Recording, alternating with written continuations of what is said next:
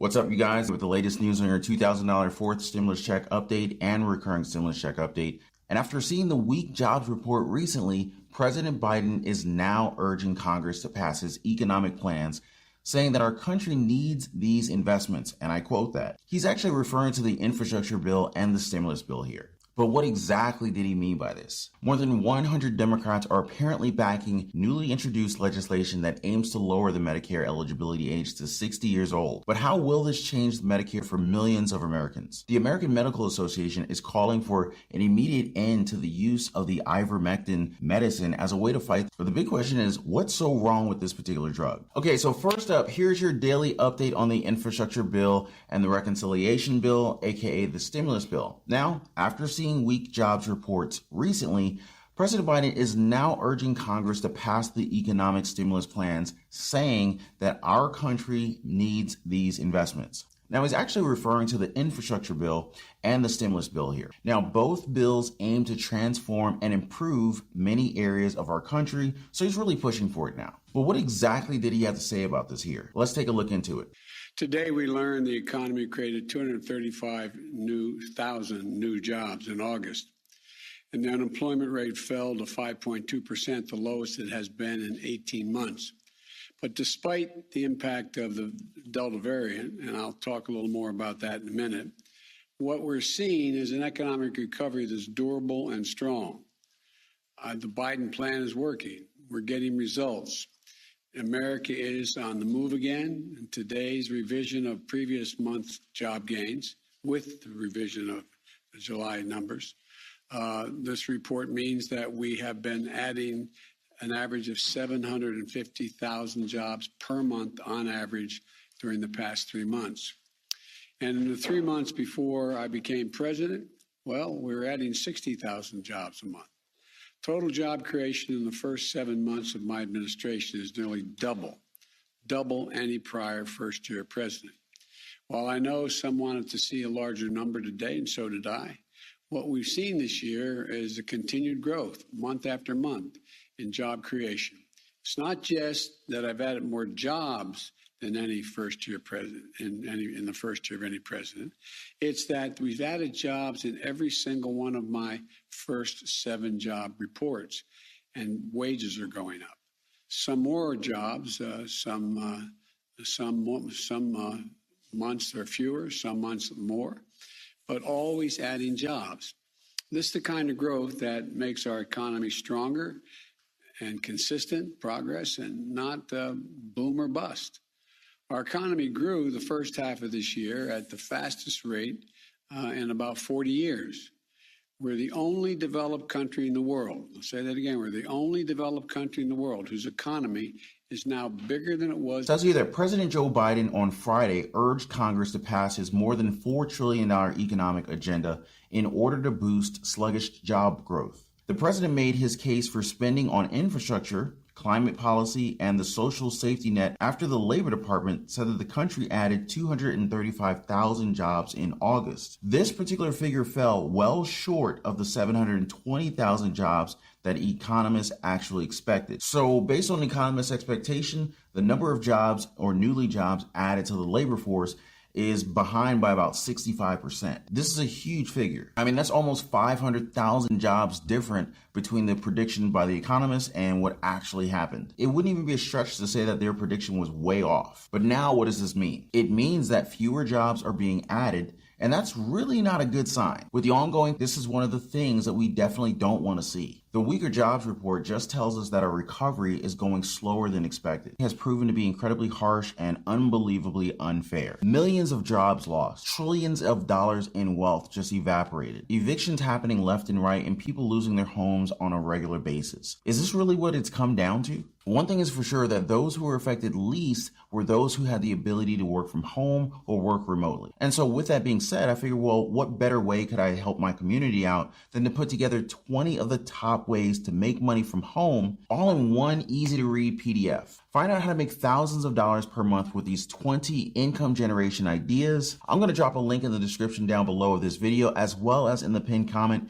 Get your free 20 ways to generate income from home link in the description down below. Or you can go to bigeconomicalerts.com/job. But let's continue on to see what President Biden had to say. It says here that Biden pinned the poor report to the highly contagious Delta variant and the reluctance of many eligible Americans to get. He said that the U.S. could boost its economy by reining in and passing his 2 economic plans, which, by the way, he said would help with the middle class and make the country more resilient to the kind of extreme weather that has knocked out power in New Orleans and crippled transit in New York City in recent days. Our country needs these investments, according to President Biden. I am not asking for anything other than some fairness being into the system. Okay, but now what exactly is he talking about here? Now, of course, it's his $1 trillion infrastructure bill and the $3.5 trillion reconciliation bill, aka the stimulus bill. Now, these 2 bills are the main pillars of President Biden's Build Back Better agenda that aims to transform the lives of millions of Americans and improve the country by implementing numerous programs that tackle issues that we are facing every single day. Some of the programs in his stimulus bill, aka the Human Infrastructure Bill, include Medicare expansion, lowering drug prices, free community college, an extension of the child tax credits, universal pre-K, housing credit expansion, and a whole lot more. There could even be a 4th stimulus check included in there, as President Biden has apparently been open to another round of those lately. Lastly, it would not surprise me if they add monthly stimulus checks in there, since so many Democrats have been calling for those. So with all these programs listed down, we can see that these are really investments. Now, if these investments actually pull through, we'll definitely see an instant change for the better in our country. However, getting these bills actually done won't be easy for President Biden and for the Democrats. But just like all things, there will always be some form of opposition, such as the case here. It says here that the president's push for the economic agenda comes a day after Senator Joe Manchin complicated his party's plans to pass it in Congress. Manchin, whose vote Democrats would need to approve an up to $3.5 trillion budget reconciliation bill in the Senate, urged congressional leaders to pause consideration for the measure. The senator who helped to negotiate the Senate-passed bipartisan bill cited inflation and long-term debt as reasons for the delay. He did not rule out voting for a proposal that costs less than $3.5 trillion, though. Senator Joe Manchin made the news recently when he urged his fellow Democrats to pause on considering the $3.5 trillion stimulus bill. And so by saying pause, he actually meant stop here. He doesn't want to push through the bill since he's considering the influence of the worsening inflation on the financial aspect of the bill. Also, if you guys didn't know, he was never a supporter of the $3.5 trillion price tag of the bill in the first place. So are Joe Manchin's actions today unexpected? I really don't think so. He's always been the kind of guy in the Democrats that kind of pulls this sort of thing. Some even call him a Dino. And the way things are going, I really wouldn't blame you if he did. But how will this affect the passage of the bills? Well, the Democrats cannot afford to lose his vote in the Senate. This just makes the situation even harder for the senators. And if they lose his vote, then the reconciliation bill basically goes down the drain and President Biden's agenda will essentially not see the light of day. Now, this somehow marks the beginning of the tedious negotiations that are about to come,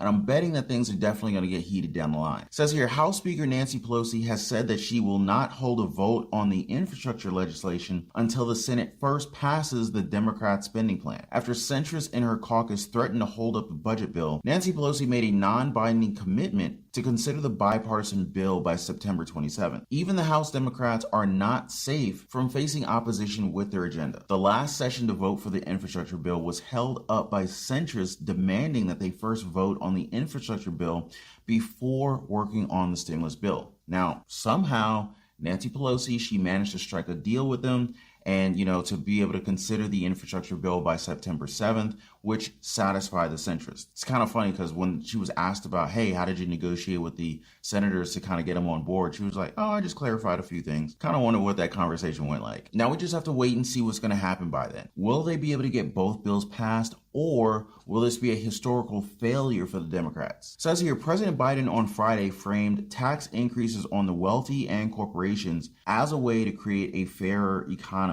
He repeated this pledge not to raise taxes on anyone making less than $400,000 a year. For those big corporations that don't want things to change, my message is this. It's time for working families, the folks who built this country, to have their taxes cut. This came from President Biden. And those corporate interests doing everything that they can to find allies in Congress to keep that from happening, let me be, as the old expression goes, perfectly clear. I'm going to take them on. Sounded like a threat to me from President Biden, but let's see if he follows through on this. Now, the topic of taxing giant corporations and the wealthy people has always been the forefront of discussions by President Biden. Now, this isn't the first time that we've heard this. That is because taxing these people seems to be a viable option for generating money needed for these infrastructure and stimulus bills. Now, if things go well, they could actually make it work. And if they make it work, they can implement the programs that they want in their stimulus bill, meaning that we could possibly get a stimulus check sooner than later. Now, of course, nothing is guaranteed in this game here yet, right? And we may make numerous predictions here and there that may not actually pan out. But one thing's for sure here, President Biden will 100% push for these two bills, and I'm pretty sure he's not going to stop. These are part of his top priorities, and he will not allow these to just simply fail so easily. So what do you guys think about this? With the situation worsening of the pandemic, this could be counted as one more reason to pass the stimulus bill. Can they get this done at the end of the month? Let me hear your thoughts in the comments below. Up next, more stimulus bill related news. More than 100 Democrats are apparently backing newly introduced legislation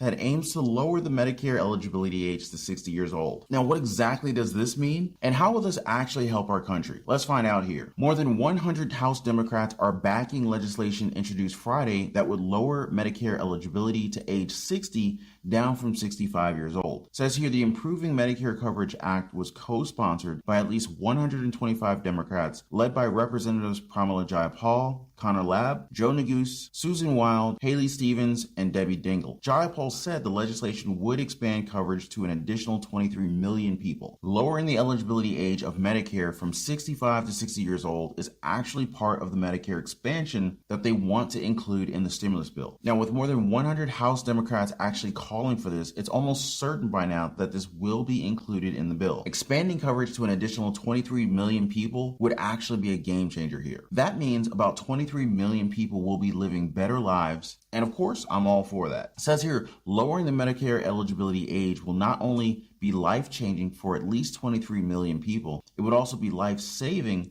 for so many Americans who will finally be able to get the care that they need and deserve, according to Jayapal. Democrats are aiming to include the provisions of the stimulus bill in the $3.5 trillion reconciliation package, which is focused on human infrastructure. They also want legislation to expand Medicare coverage for hearing, vision, and dental care. Now, the age-old problem has always been getting health care to the people that need it the most. Actually lowering the eligibility age would definitely help with that one. Now, include this with all the other items that I mentioned earlier, and we'll definitely get a bill that will truly affect how our healthcare is actually given in our country. What are your thoughts on this one? Is it the best move to make regarding Medicare expansion? Let me know your thoughts in the comments below. Now, last but not least, the American Medical Association is actually calling for an immediate end to the use of ivermectin as a way to fight. Now, what exactly is ivermectin, and how are they calling? Why are they calling for the stop of this? Let's find out here. The American Medical Association, the AMA, is calling for the immediate end to the use of ivermectin to treat and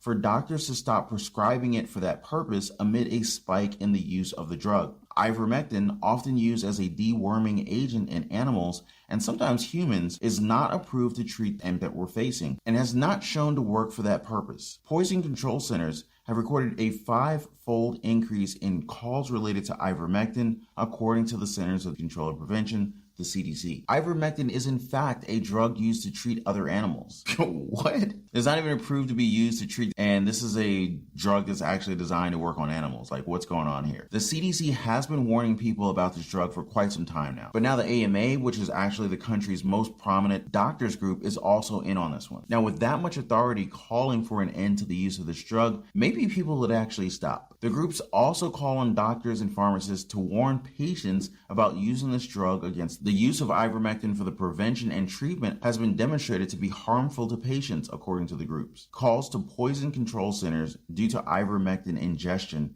have increased 5-fold from their baseline. Experts say that instead of risking the use of unproven drugs, people should. Now, there is a risk of harming yourself here when you use this drug, according to the data, so I think it might be best to stay on the safe side, but obviously it's your call. You might do yourself more harm than good in the end. Now, of course, I'm not one to force anything on you guys. I'm just sharing the news here, and you can always see the source that I'm using, so feel free to do your own research and learn for yourself. Also, if you have your own experience to share, let our community know down in the comments. Always love hearing from you guys, and I just want to say to stay safe out there. there. So anyway, guys, that's all for the news on your fourth stimulus check update, recurring stimulus check update. President Biden urging Congress to pass the infrastructure bill and the stimulus bill. Plus, more than 100 Democrats are calling for a lower Medicare eligibility age, and the American Medical Association's call for the end of the use of ivermectin as a drug to fight. But what are you guys thinking? Hit me up in the comments down below. I hope you guys appreciated it all. If you have not already, do like this video, definitely subscribe to the channel, and hit that notification bell so you're notified as soon as I release new videos and content. And I will see you guys on the next video. Take care and be safe.